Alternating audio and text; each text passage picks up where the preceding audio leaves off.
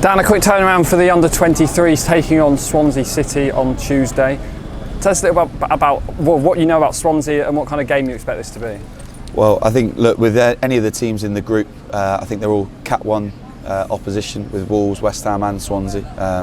I think they've got a good reputation in terms of bringing through players. I think they'll have a passing style of play where they'll try and dominate possession.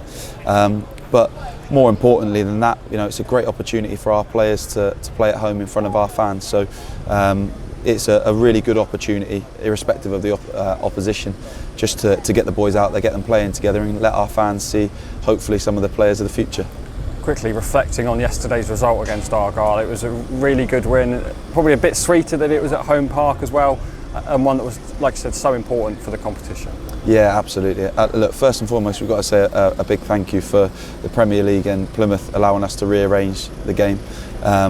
But the game itself, after such a positive start, I'd have liked it to have been a little bit more comfortable, but actually off the back of probably a little bit of discomfort at the end of the game, we probably got a lot more out of it. We had to be resilient, we had to be disciplined, we had to be competitive, and all those traits are things you're going to need to have a career in football. So, like I say, it's always the opportunity. We're trying to build the players, build them so that they're closer, ready for the first team, and I think yesterday's game definitely provided that.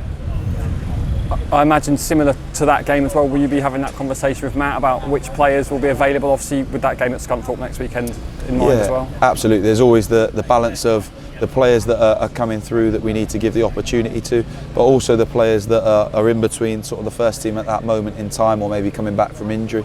So they're really valuable games. That's why we were so intent on qualifying yesterday, so that everyone can get what they need out of them. I think with the competition being postponed or cancelled last year, it'll be great for some of the lads to get back in, because it's a competition that, you know, it's great for their development. They get to face these category 1 sides. Absolutely. I think the players that are in the group now, that it's a different cycle of players. You know, 2 years ago when we were due to play Newcastle, a lot of those players that would have started that night have actually sort of come into the first team since then. So that's fantastic for all of us to see, and it's really inspirational for the players that are trying to come through now and replicate the same process. But like I say, it's a good opportunity for all those involved, and in fairness, the players earned it yesterday, so we're really looking forward to it. And with 2 weeks until the next home league game here, I guess the message is to the fans is come and support the youngsters.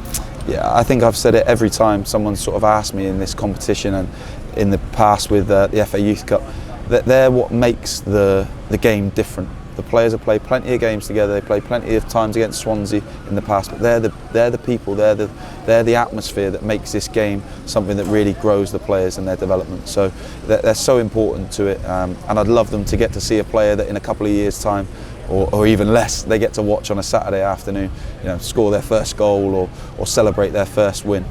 So really important, really looking forward to hopefully seeing a few of them turn out.